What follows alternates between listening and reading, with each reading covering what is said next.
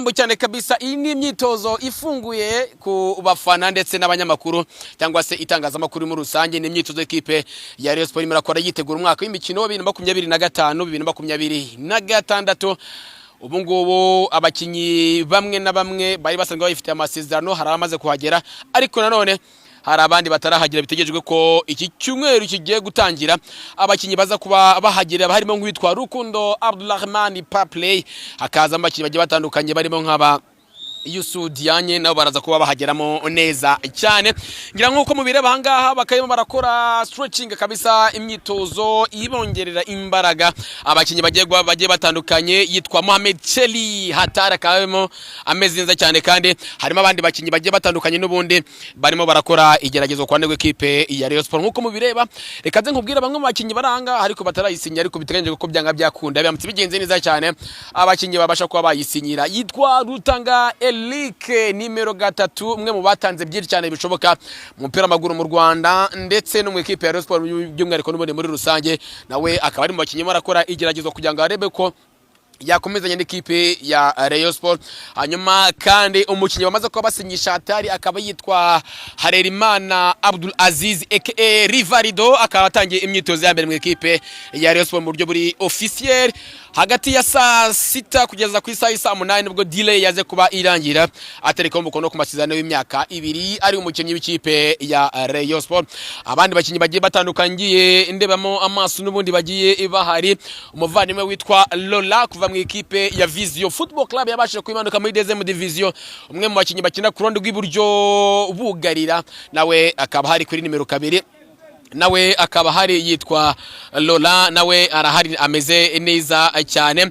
Abandi bakinyi bagiye batandukanye n'ubundi maragenda mbona abenshi nuko nabo bamaze kuba bayisinyira amasezerano bagiye batandukanye.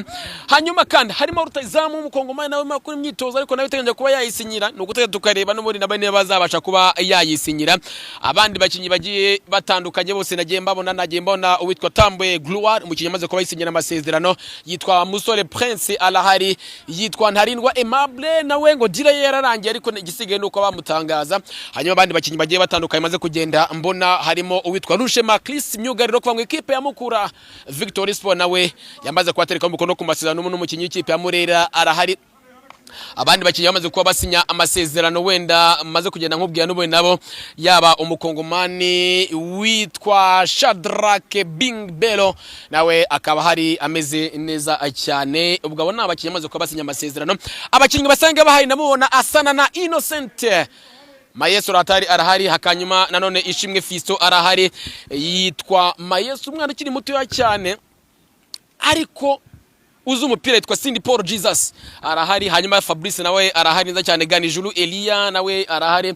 Abandi bakinyi bagiye batandukanye nimo ndagenda ndebamo hano inyuma yanjye, ndabonamo uwitwa Emmanuel Kabange, ndabonamo abakinyi bagiye batandukanye kwa ndego ekipe ya Murera basanga bayifitiye amasezerano, ngira ngo se sabo ngamo akabyaramo ngira ngo nabo ngabo. Hanyuma reka dukurikira imyitozo nibishoboka tuza kwa tuganira namwe mu bakinyi b'ikipe ya Rayon Sport, twumve imba mutima zabo, twumve icyo babitangazaho. Hanyuma by'umwihariko n'umutoza Afahamia Lotifi nawe haraza kwa tubwira byinshi cyane. Nitwa Elike Munyantore Karikeza gato cyane arasoza.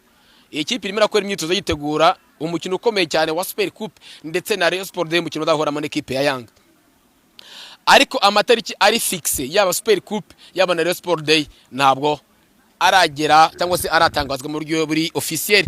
Yaba Super Coupe yamaze kubizamo ibintu bya Sambaratika itariki 2 ya 9, none uyu munsi ngo bagiye kuyimura bayizana imbere, bigendanye nuko stade ya Mahoro iremera hazaberamo ngo igiterane kidini bya Jehova kuva ku itariki ya 8 kugeza ku itariki ya 11. Ubwo bamutsaho kiniye ahandi ahantu kireka bakiniye kuri Kigali Peri Stadium akaro Super Coupe yabera. Ndabashimiye cyane, twamenyana Elike Karikeza kuri kamera, harimo ndi kumwe na Director Mevin Pro, ibindi mari duhana umugisha.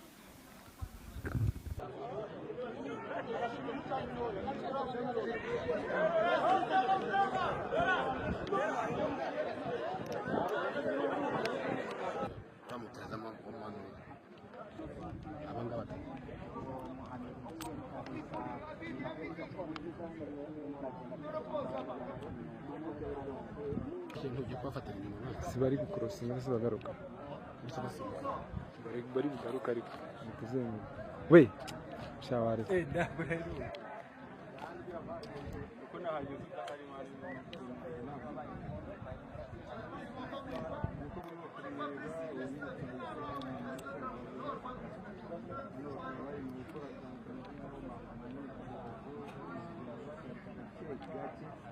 nk'uko murimo kubibona mu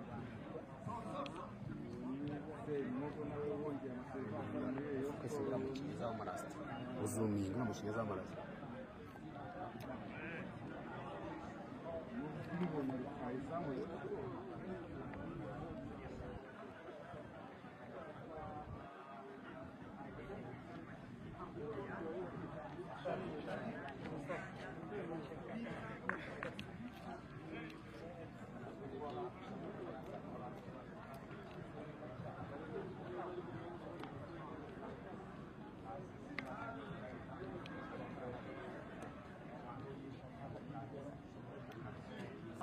Pascal Adekunda, Tony Toga, Chaka Bingo Berry, Ryan Mesh, oh my dear Lord, hey, what a striker, what a wing, oh my dear Lord. I'm going to praise the Lord for this thing. Even when I was going to start, we were not, I don't want to know what I'm talking about. Time to be told the father of Swahili. And the time to be told the father of Swahili. And the same thing. It's a presumption that the enemies of it. abakunzi bagikunda ariko turagerageza kutamenya n'umupira w'ikunda tangaye n'ikazi kamotera ni neza cyane arimo aratuma ko mu gitondo n'abari muhungu wasanga hari banga tuzamenya muri sirindero yamaze kwandikaho mukataba au mayaro rero neza cyane abasora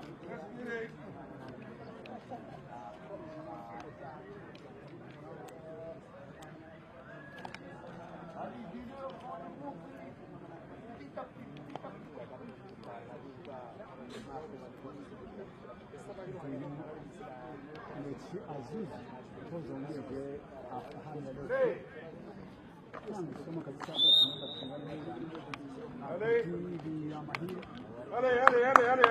Simbu kanisa azizi kanya basane Shilimani Manuel Kabanga Charasimuka cyane yitwa Emmanuel umusore Prince Michael uyu musore yitwa Rushema Chris